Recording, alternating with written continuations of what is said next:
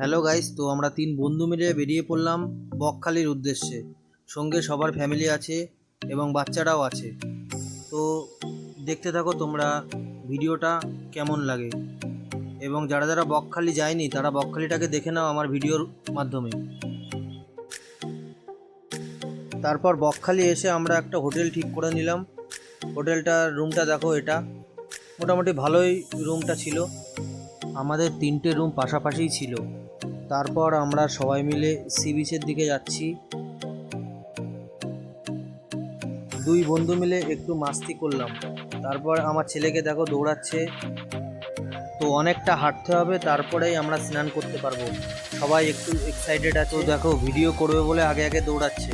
তারপরে আমার ছেলেকে দেখতে পাচ্ছ জলের মধ্যে দিয়ে একা একা হেঁটে যাচ্ছে। আর হাঁটতে হাঁটতে আমরা সি বিচের কাছে চলে এলাম। দেখো আমার বন্ধুরা, সব বন্ধুর ফ্যামিলি আছে এখানে। তো ভিডিওটা তোমরা দেখতে থাকো। আমার ছেলে একা একাই জলের মধ্যে যাবে বলে লাফালাফি করছে, ওর মা ওকে আটকে রাখছে। এইসব দেখে আমার মনটাও একটু বাচ্চাদের মতন হয়ে গেল। তো দেখো সবাই মিলে খুব মস্তি করছে এখানে।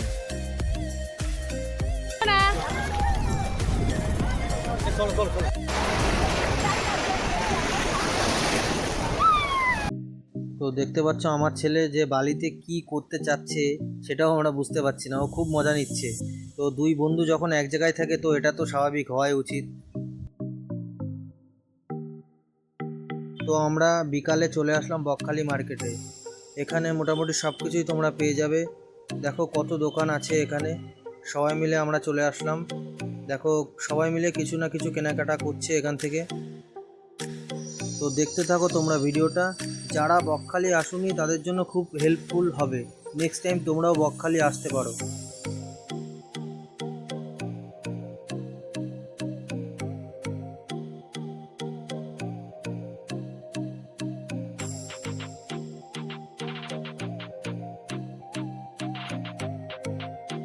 সি বিচের এখানে অনেক রকম রাইড আছে বাচ্চাদের জন্য।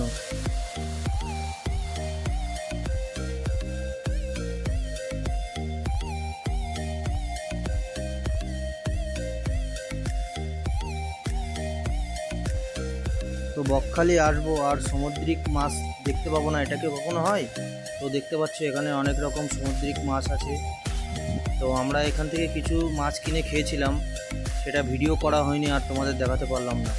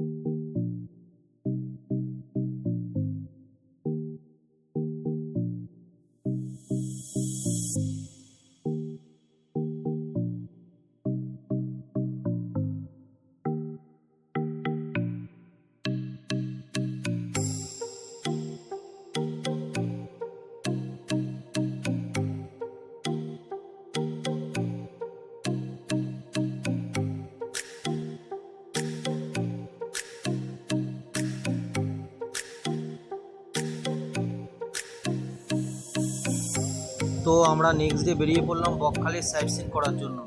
তো আমরা সবাই মিলে যাচ্ছি টোটোতে করে সাইট সিন করার জন্য।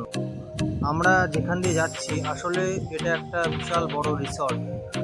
জায়গাটা খুব সুন্দর দেখতে পাচ্ছ, আসলে এটা গভর্নমেন্টের তৈরি করা। যেখান দিয়ে যাচ্ছি ফুল গাছগুলো দেখেই তো মন মুগ্ধ হয়ে যাচ্ছে। আমরা দুজন যেখানে এক জায়গায় যাব সেখানেই শুরু হয়ে যাব। তারপর আমরা মজা করতে করতে পৌঁছে গেলাম হেনরি আইল্যান্ড। জায়গাটা খুবই সুন্দর। দেখো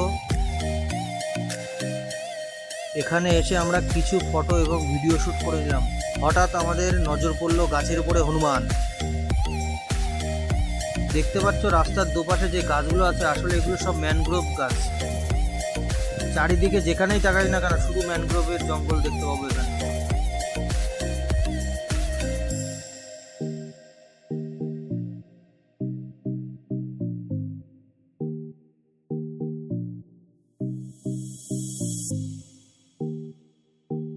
তারপর এখানে এসে আমরা সবাই মিলে একটু ভিডিও শ্যুট ফটোশ্যুট করে নিলাম। জায়গাটা খুবই সুন্দর।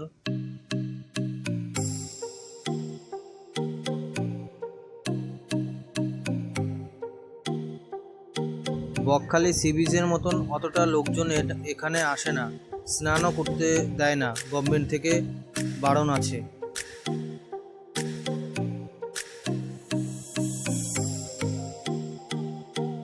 তারপর আমরা বেরিয়ে পড়লাম বেনফিশ মৎস্য দপ্তরের উদ্দেশ্যে। তো দেখতে পাচ্ছ এখানে প্রচুর লঞ্চ আছে। মৎস্যজীবীরা এখান থেকে মাছ ধরার জন্য লঞ্চ নিয়ে চলে যায় গভীর সমুদ্রে।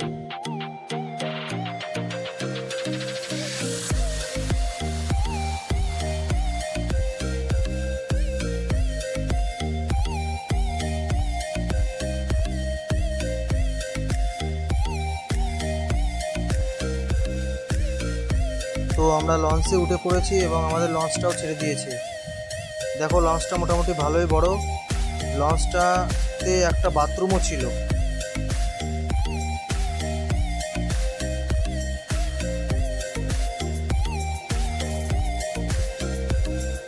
আমরা সবাই মিলে লঞ্চের মধ্যে খুবই মজা করছিলাম।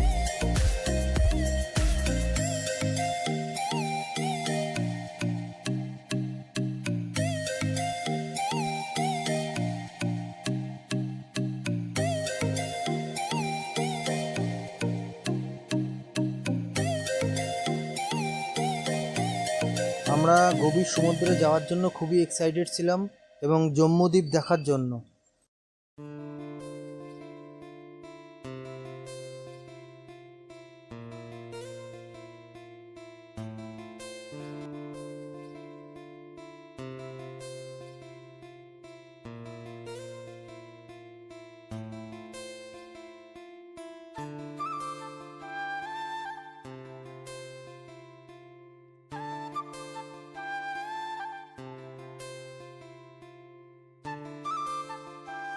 তো এখানে দেখতে পাচ্ছ তোমরা জলের কালারটা দুই রকম আছে।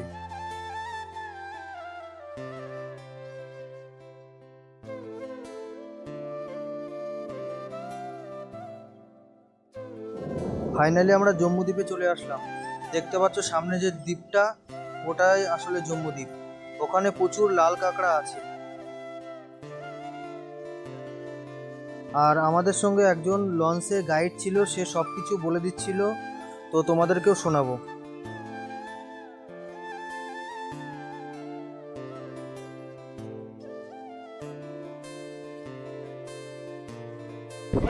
ওরা ছিল গঙ্গাসাগরের এলাকার লোক। ওখান থেকে এসে ওরা ছিল আদিবাসী। ওখান থেকে এসে 40 বছর আগে প্রায় আরো পূর্বে এখানে এসে বসবাস করে। ওরা এসে কি করেন, এখানে এই দ্বীপের উপরে এসে ওরা বেশ কিছু শুয়োর চাষ করতেন সাইড হিসাবে, বিক্রি হিসাবে। এসে এখানে আর কি কাজ করতেন না, নিজের সম্পত্তি ভেবে ওই যে ম্যানগ্রোভ গাছের জঙ্গলে ওগুলো কেটে ফেলে দিয়ে পুকুর বাড়ি, বসত বাড়ি।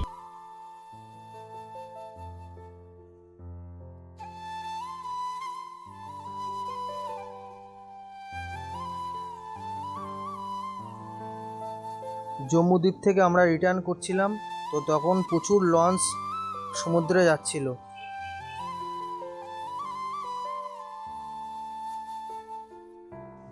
ফাইনালি আমরা লঞ্চ থেকে নেমে দেখতে পেলাম সামুদ্রিক মাছ। দেখতে পাচ্ছ এখানে ছোট ছোট ইলিশ মাছ আছে। তারপর আমরা এখান থেকে চলে গেলাম ইকো পার্ক। দেখতে পাচ্ছ এটা পাইন বাগান, বাচ্চাদের জন্য খুবই ভালো জায়গা। আমার তো দেখে খুব ভালো লেগেছে পাইন গাছগুলোর জন্য। আমরা সবাই মিলে একটু ঘুরে নিলাম।